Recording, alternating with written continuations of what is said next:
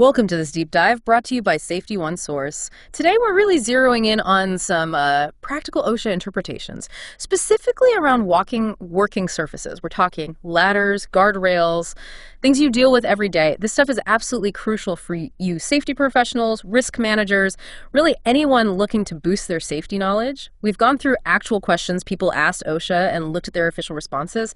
Our goal, to give you clear, actionable insights you can use right away to make workplaces safer and, stay compliant. Let's cut through the jargon. Exactly.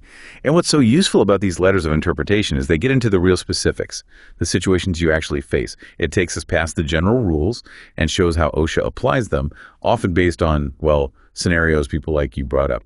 Let's jump right in with stair rails. Okay, first up, a 2005 letter. It's about using those slip-on fittings on stair rails. The question was basically, are these okay? OSHA requires stair rails to be smooth surfaced. Seems simple, but what's OSHA really looking at? Well, one thing that comes through loud and clear, and this letter shows it, is that OSHA generally doesn't approve specific products. Think about it, conditions vary so much. A product might be fine in one place, but used wrong or modified somewhere else, creating a hazard. So they focus on the end result.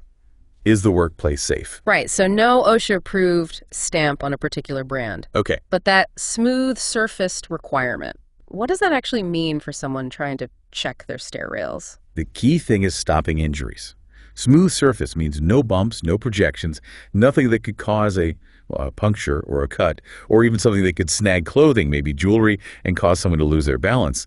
That's a fall hazard right there. So this interpretation, it really pushes a performance idea. Does the rail with these fittings still give you a safe grip without those specific hazards? Okay, so if a fitting doesn't create those specific risks, no sharp edges, no snag points, it sounds like it could be okay. But it's not like a free pass. OSHA still needs to see how it's actually used on site, right? Precisely. Yeah. And the interesting thing for you safety pros is that this specific answer about slip-on fittings, it points to a bigger OSHA theme.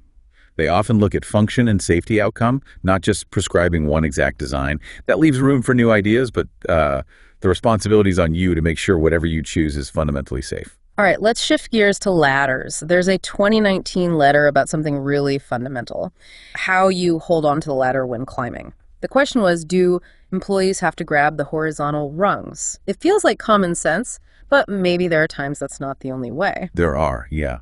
The standard 1910.23b12 just says you need at least one hand grasping the ladder while climbing or descending. This 2019 letter clarifies that yes, grabbing the rungs is definitely preferred. It's strongly encouraged, really, for maintaining that crucial three-point contact. But it doesn't say you must only hold the rungs. So the core principle is maintaining stability, that three-point contact idea. Can you explain why that's so important? Well, think about it like a tripod. 2 feet in one hand, or 2 hands in 1 foot, that creates a stable base. If you only have 2 points on the ladder, you're much more likely to wobble or lose your balance if something unexpected happens. OSHA gets that sometimes. Maybe just for a moment, you might need to hold a side rail. So the rule focuses on keeping at least one hand firmly on the ladder. But the strong recommendation, the best practice, is definitely using those rungs for that solid three-point control. Makes sense. Okay, now let's get into fall protection on fixed ladders. This is a big topic for a lot of folks. A 2021 letter gives some clarity on that 24-foot trigger height for fall arrest systems. Can you break down the rule and maybe the thinking behind that specific height? Sure. So for new fixed ladders, ones installed after November 19, 2018, if they go up more than 24 feet above a lower level, you need a personal fall arrest system or a ladder safety system, period. Now, if the ladder is 24 feet or less, those systems aren't automatically required by the standard itself. The thinking there probably involves balancing the increased risk from falling further at greater heights against the practicality, maybe even the potential hassle of using those systems for shorter climbs. Okay, but we know height isn't everything in safety. What if a shorter ladder starts from, say, an elevated platform? That's where it gets a little more complicated, doesn't it? It does, and this interpretation really drives home the need to look at the total potential fall distance. If you get on a ladder that's, let's say, only 20 feet high, but it starts on a platform, and if you fell past that platform, you could drop more than 24 feet total to the ground or another level below, then yes, a safety system is required, even though the ladder section itself is less than 24 feet. Ah, I see. It's not just the ladder length, it's the whole potential fall. Exactly. The trigger is the overall fall hazard distance. That makes complete sense. So what about cages on these shorter ladders that start from platforms? Can a cage be used to deal with that potential fall past the platform? Yeah, the interpretation says that for a ladder 24 feet or less, access from a platform where a fall past it could exceed 24 feet, a cage can be used. The idea is the cage would likely guide a falling person onto the platform, stopping the fall there and keeping the distance within that 24-foot limit. So it shows a bit of flexibility in meeting the fall protection goal for those specific setups. And it's worth repeating, right? Even with fall protection systems or cages, those basic ladder rules always apply, like keeping one hand on the ladder and not carrying stuff that throws you off balance. Oh, absolutely. Yeah. Those rules 1910.23b12 for the handhold and B13 about carrying loads, they are non-negotiable. Always apply. They're really the foundation of ladder safety, regardless of what extra protection might be there. Safe climbing technique first. Okay. What if you have like multiple sections of fixed ladders? Climb a bit, platform, climb some more, and the total climb is over 24 feet. How does OSHA see that? They see that as one single combined ladder system. If a fall from any point, maybe climbing past one of those transition platforms, could result in a total fall of more than 24 feet down to the ground or a lower level, then a ladder safety system or personal fall arrest system is required for the entire climb. It's about that cumulative potential fall. But I think there's a specific case with offset ladders where they zigzag up that are 24 feet or under in total. The rules might be slightly different there. Yes, that's right. For offset fixed ladders where the total height is 24 feet or less, you don't necessarily need a fall arrest or ladder safety system. But this only applies if those transition platforms between the ladder sections meet certain rules. They need to be big enough, have proper guardrails around the platform itself, and have a ladder cage section at the access point that would guide a fall onto the platform. This exception basically recognizes that a well-designed offset system breaks up the potential fall distance. Okay, good clarification. Let's switch gears again to guardrails. We have a 2014 letter looking at freestanding modular guardrail systems. Specifically, it was about a 6-inch gap between the posts of adjacent separate sections. For safety folks setting these up, what's the main point about gaps like that? Well, what's interesting is that the OSHA standards themselves, both for construction in 1926 and general industry in 1910, they mostly talk about the spacing within a single guardrail section. How far apart the posts are that hold up the top rail and the mid rail. They don't actually have a specific rule about the distance between the bases or posts of two separate freestanding sections butted up next to each other. So it's less about a strict measurement for that gap and more about whether the whole system works properly together. Exactly. The letter basically says, look, if the entire system, all the sections together can meet the strength requirements, like holding that 200-pound force on the top rail, and if it's installed the way the manufacturer intended it, including how close those sections are supposed to be, then a small gap, maybe like the 6 inches mentioned in the query between the weighted bases, might not be a violation on its own. So for listeners using these modular systems, the big things are follow the manufacturer's instructions to the letter and be sure the whole setup is strong enough to meet OSHA's force tests. Precisely. You really need to rely on those manufacturer specs. And if there's any doubt, getting engineering verification that the assembled system meets OSHA's performance rules is the way to go. Now let's clear up something that often causes confusion, especially on construction sites. Stair rail and handrail heights. A 2004 letter tackled this. Yeah, this letter is helpful because it really spells out the different jobs of a top rail and a handrail on stairs. The top rail's main job is to stop someone from falling off the side of the stairway. It's fall protection. The handrail, though, that's for gripping. It gives you something stable to hold on to for support while you're walking up or down. And because they do different things, they have different height rules in construction, right? That's correct. For construction work, if the top edge of that main stair rail system is higher than 37 inches, you must have a separate handrail installed.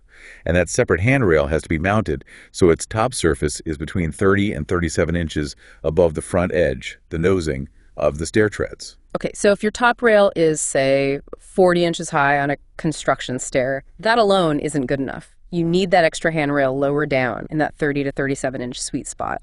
But isn't there a way the top rail can do both jobs? There is, yeah. If the top edge of the stair rail system itself happens to fall within a very specific narrow range between 36 and 37 inches high, then it's considered okay to serve as both the top rail and the handrail. Just that 1 inch window, huh? 36 to 37 inches. Right. It offers a little design flexibility there. And the letter mentions a University of Michigan study influenced those handrail heights. Kind of interesting to see ergonomics playing a role. It does. And it's really important for our listeners in construction to remember these specific heights we're talking about from this 2004 letter, they apply to Part 1926, the construction standards. General industry under Part 1910 has its own rules, which might be different. The letter actually mentioned they forwarded that part of the original question to the right OSHA office. Good point. Okay, let's move to mobile ladder stand platforms. Used all over the place. There's a pretty recent letter, 2024, about the requirements for these, especially when used for accessing machines like CNCs. What are the key dimensions safety folks need to watch? This letter gets very specific on measurements. For the steps themselves on these mobile stands, the width has to be at least 16 inches. You need enough room for your feet. The step rise, the height difference between steps can't be more than 10 inches. And the tread depth, the part you step on, needs to be at least 7 inches deep. Also, the angle of the stairs, the stringers, can't be steeper than 60 degrees from the horizontal. It's all about making the climb safe and, frankly, reasonably comfortable. And the platform at the top, is there a minimum size for that working area? I thought I remembered something about 30 inches. Good question. That 30-inch landing dimension you're thinking of, that's actually for fixed stairways. It doesn't apply to the platforms on mobile ladder stands. For these mobile units, the focus is really on the steps leading up and the guardrails around the platform. Okay, important difference there. So speaking of guardrails on these mobile platforms, I assume the rules change based on how high the platform is, like with fixed platforms. Exactly right. It follows a similar logic. If the platform is less than 4 feet off the ground, OSHA doesn't require a top rail or mid rail. If the platform height is between 4 feet and 10 feet, you need handrails minimum 36 inches high and mid rails around the platform area. And then for any mobile ladder stand where the platform is higher than 10 feet, you need the full setup. Guardrails and toe boards on all the open sides and ends. Full fall protection. And those top rails, just like on fixed guardrails, they need to be strong enough, right? Withstand a certain force. Yep. The top rails on these mobile ladder stand platforms also have to meet that 200-pound force requirement, applied downward or outward near the top edge. Got to make sure they won't fail if someone leans or falls against them. Okay, one last area to cover. Fixed ladders for emergency egress. We mentioned that 2019 letter earlier about holding ladders. The second part of that same letter had something important about emergency escape ladders, specifically thinking about grain silos. What's the crucial thing for safety managers to understand about those? This is a really critical distinction. OSHA has a general exception in the standards for ladders used during emergency operations. Think firefighters using their own ladders during a rescue. But that exception does not automatically cover permanently installed ladders that are just designated for emergency escapes, like one bolted to the side of a grain silo. Just because you label it emergency use doesn't mean it's suddenly exempt from the regular fixed ladder safety rules, like fall protection if it's over 24 feet. So just slapping an emergency use only sign on a tall old ladder on a silo isn't necessarily compliant. Not based on the standard itself. However, and this is the nuance, OSHA has a specific enforcement policy. It's under Subpart E, which deals with exit roads and emergency planning. Under this current policy, OSHA field staff will generally not issue citations for fixed ladders on the outside of grain handling facilities if those ladders are used only for emergency escape. And critically, they must be clearly marked emergency use only at both the top and bottom access points. Okay, but that's a really key point for listeners. It's an enforcement policy, how they choose to enforce it right now in that specific case. It's not technically an exemption written into the rule itself. That is precisely the takeaway. It's OSHA's current enforcement discretion for that very limited specific situation involving grain silo escape ladders. It's not a blanket pass for all emergency ladders. Wow, okay. This deep dive into these OSHA interpretations, it's been incredibly useful. Getting into these specifics is just so important for us as safety professionals. It helps ensure we're not just, ticking boxes, but actually creating genuinely safe work environments. Absolutely. When you understand the why behind these interpretations, you can make much better decisions, assess risks more accurately, and really prevent injuries in your specific workplace. It empowers safety pros and risk managers. So just to quickly recap the ground we covered, we talked about why smooth surfaced on stair rails matters for preventing cuts and snags and OSHA's performance focus. The importance of three-point contact on ladders, even if holding rungs isn't the only option sometimes. Those crucial details on fixed ladder fall protection, the 24-foot trigger, total fall distance, how cages fit in, and the rules for combined or offset ladders. For modular guardrails, focusing on the whole system's strength and following manufacturer specs, not just gaps between sections. The different height requirements for stair rails versus handrails in construction, and when one can serve as both. The specific dimensions and guardrail rules for mobile ladders, stand platforms depending on height. And finally, that unique enforcement policy for those emergency egress ladders on grain silos. Yeah, a lot of ground covered. And as always, we have to recommend checking OSHA's website, osha.gov. That's the official source for the most current info. And seriously, don't hesitate to contact OSHA directly if you have questions about how these rules apply to your specific situation. They can provide clarification. That's right. Get it straight from the source. So here's something to think about as we wrap up. How can really digging into these seemingly small but actually critical details in OSHA regulations, these interpretations become a real catalyst for building a stronger, more proactive safety culture in your organization? How does understanding the nuance lead to fewer incidents and a deeper commitment to everyone's well-being? It's often in wrestling with these specifics that we find the clearest paths to safer work. Thanks for joining us on this deep dive, brought to you by Safety One Source. It's designed to empower safety professionals, risk managers, and everyone working towards a safer tomorrow.